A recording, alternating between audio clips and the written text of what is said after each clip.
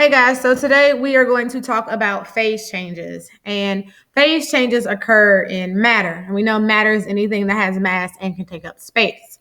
Okay, so matter can change from one form of matter to another form of matter if thermal energy, which is just heat energy, is added or removed. Okay, so the standard that we are talking about today is standard SP1B, which states that you would be able to develop and use models to describe the movement of particles in solids, liquids, gases, and plasma, states when thermal energy is added or removed.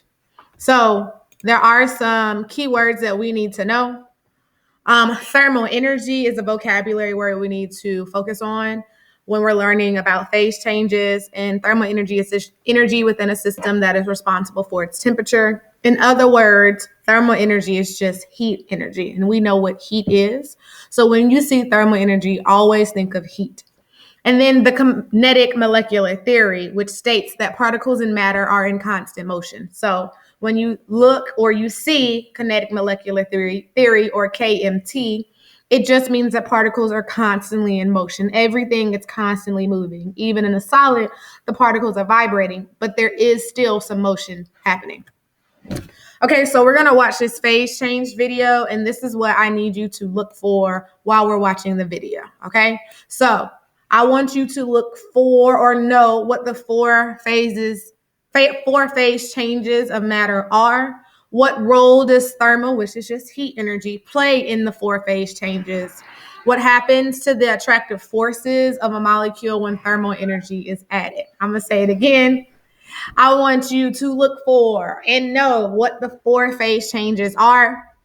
What role does thermal, which is just heat energy, play in those four phase changes, and what happens to the attractive forces of a molecule when thermal energy, heat energy, is added, okay?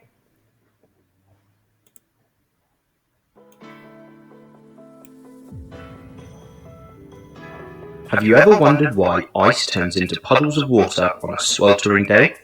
Keep watching and you'll find out. On Earth, materials exist in one of three main states of matter: solid, liquid, or gas. Materials can change between these states. When a state change occurs, a substance's property will also change. Maybe not too surprising. However, if the state change is reversed, the substance will recover the properties it had to begin with. Neat.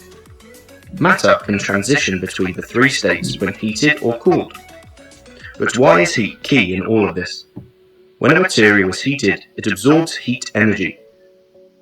This additional energy can cause attractive forces between molecules to break. This leads to rearrangements of the particles because the attractive forces no longer hold them together as tightly. The same happens when a liquid is heated. The attractive forces between the molecules break, leading them to become more widely dispersed and a gas to form. These four words describe changes in state. Do you know which word refers to which change? Pause the video, fill in the gaps, and click play when you're ready. Did you get them right? Do you know the difference between evaporation and boiling? Both are when a substance transforms from a liquid to a gas. Think of a boiling pan of water. All of the water bubbles. This is because all of the particles have enough energy to become gaseous. But water standing in a pan that is not being heated by anything other than the environment can also turn into a gas. This is evaporation. Only the particles at the surface have enough energy to change from a liquid to a gas. Hence, evaporation is a slower process than boiling, even though it achieves the same state change. Both are types of vaporization. The opposite of these vaporization processes is condensation, the transition from a gas to a liquid. Think of a cold can of soda on a hot day. Those water droplets on the outside, or the dew on the grass in the morning, or the steamed up mirror after a hot bath, even the clouds in the sky, or a foggy windscreen in a car. These are all examples of condensation. Water vapor in the air has cooled down to form liquid droplets of water. Now let's think about the transitions between solids and liquids, so melting and freezing. Think of the Arctic sea ice. In the summer, when air temperatures are warmer, more heat energy is absorbed by the ice. This causes bonds to break between the ice's water molecules and the ice starts to melt. The solid ice becomes liquid water. But in the winter, the air temperatures are colder, and so seawater freezes, and the ice starts to form again. There is less heat energy within the ice, and so more bonds can form, holding it together as solid ice. So far, so good. But did you know that sometimes when solids are heated, they can turn straight into gases? This is called sublimation. This is only demonstrated by particular materials such as solid carbon dioxide, also known as dry ice. When subjected to a certain pressure, it will turn straight into gaseous carbon dioxide. Liquid carbon dioxide does exist, but it only occurs under very high pressures. Similarly, gases can turn straight into solids when cooled. This is called deposition. Let's check out how much you remember about the changes of state. Pause the video and fill in the blanks. Did you remember them all?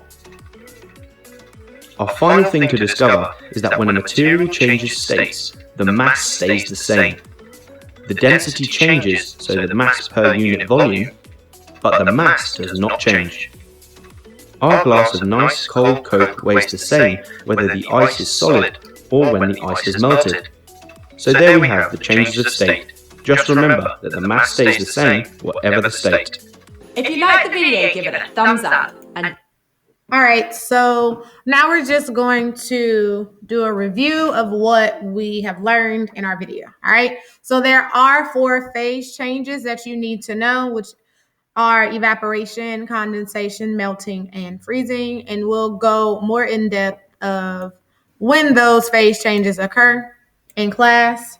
Thermal energy, which is heat energy, can be added or removed to change states of matter. The kinetic molecular theory states that particles are constantly in motion.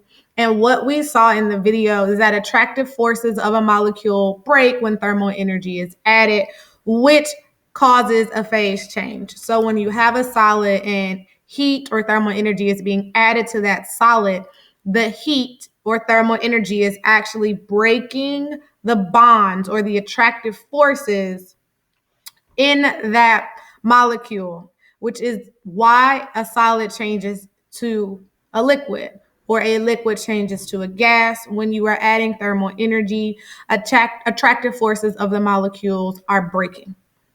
And in the reverse of that, attractive forces of a molecule form when thermal energy is removed. So when you have a gas that is changing to a liquid, what is happening is that thermal energy is being removed and those bonds are being formed, which is why it is starting to condense. And when a liquid turns into a solid, the same thing is happening. Attractive forces are forming between molecules when thermal energy is removed. And I hope this was beneficial, and I'll see you in class.